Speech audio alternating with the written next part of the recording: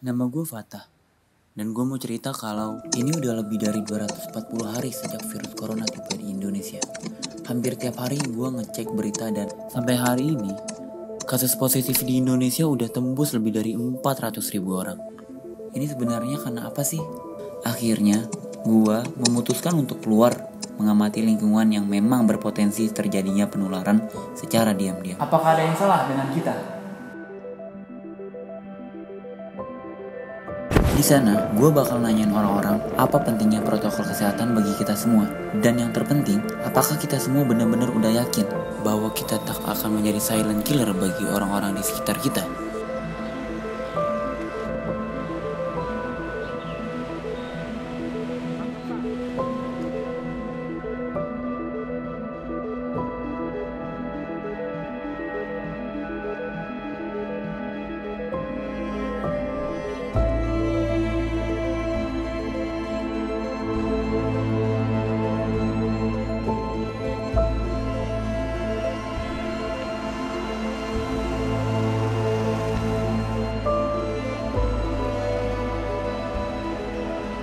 Dan akhirnya, gue bertemu dengan Bu Tuti, Siti Nur Fatimah, Asep, Cipto, Bapak Rijal.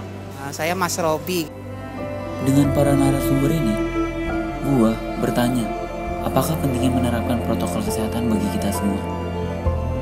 Dan keresahan apa saja yang mereka rasakan selama pandemi ini?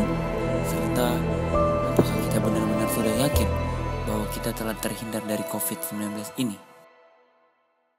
Pengalaman gue bertemu dengan para narasumber ini membuahkan suatu hal yang sebelumnya belum terfikirkan oleh gue. Saat gue bertanya tentang pentingnya menerapkan protokol kesehatan bagi kita semua, mereka menjawab, ya sangat penting banget soalnya takut ketularan. sangat penting banget. Penting juga ya. Sangat penting banget ya untuk kesehatan kita. Ya penting bagi saya supaya saya tidak ketularan. Biar kita nggak kena, biar kita sehat gitu. Takut ikut jadi kena wabah gitu, makanya saya jaga kesehatan gitu aja. Jadi makanya saya jaga supaya jangan ketularan ya, saya pakai masker, jaga jarak yang sesuai dengan 3M itu aja. Untuk kesehatan kita, kalau kita nggak mau ikut protokol kesehatan, nanti kalau kita sakit bagaimana? Saya pentingnya selain untuk diri saya sendiri, untuk yang lain. Jadi harus dari diri kita sendiri menjaga kesehatan gitu. Lalu, ketika gue bertanya keresahan-keresahan apa saja yang mereka rasakan selama pandemi ini, mereka menjawab, Perekonomian. Iya, memang ekonomi ya terasa banget ya. Keresahan ya di bidang ekonomi. Makin tidak stabil. Sama namanya saya warung ya, resah juga, pendapatan berkurang. Kayak toko sekarang pasar tuh sepi banget, nggak ada, jarang pengunjung. Karena pendapatan turun pasti. Ya keresahan saya itulah untuk usaha susah.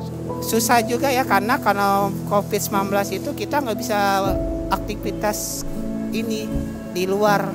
Takutnya kalau misalnya orang yang tidak mengikuti protokol itu dampaknya banyak sekali ya. Ya resah, kalau kena juga, takutnya kena juga, itu juga keresahan juga. Urusan diri kita sendiri dulu, kembali kita ke diri kita dulu. Apakah kita udah benar atau belum gitu diri kita sendiri.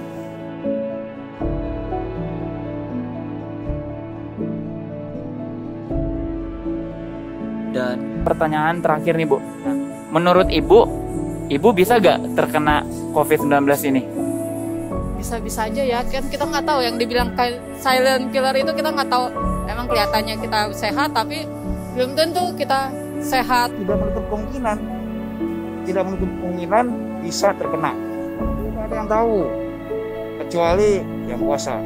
Dan saya selalu check up. Nah sementara saya check up harus pakai uang. Pokoknya menjaga jarak lah gitu.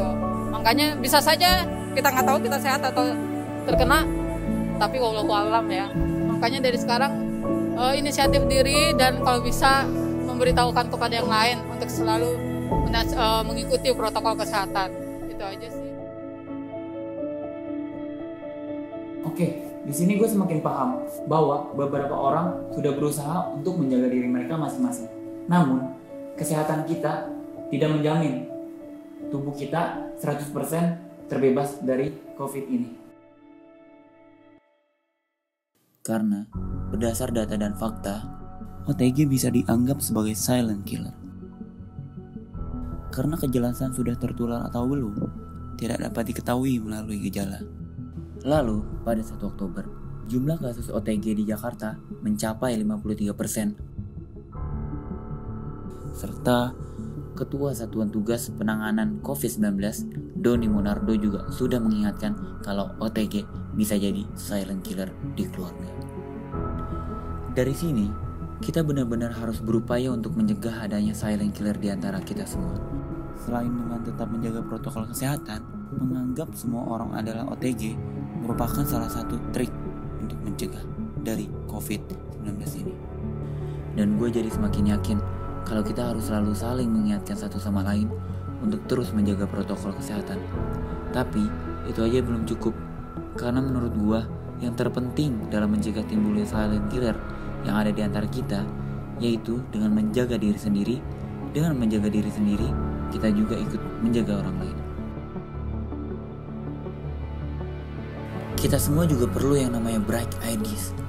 Membuat video jurnal ini merupakan ide cemerlang yang bisa lahir dari pemikiran gue untuk bisa edukasi orang-orang di sekitar gue.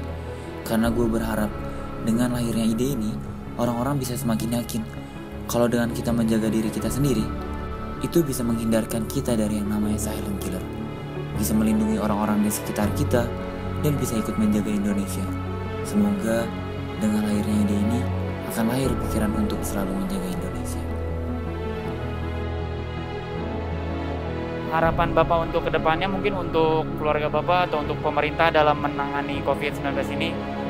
Cepat hilang gitu, biar aktivitas semua bisa mulai baru lagi gitu.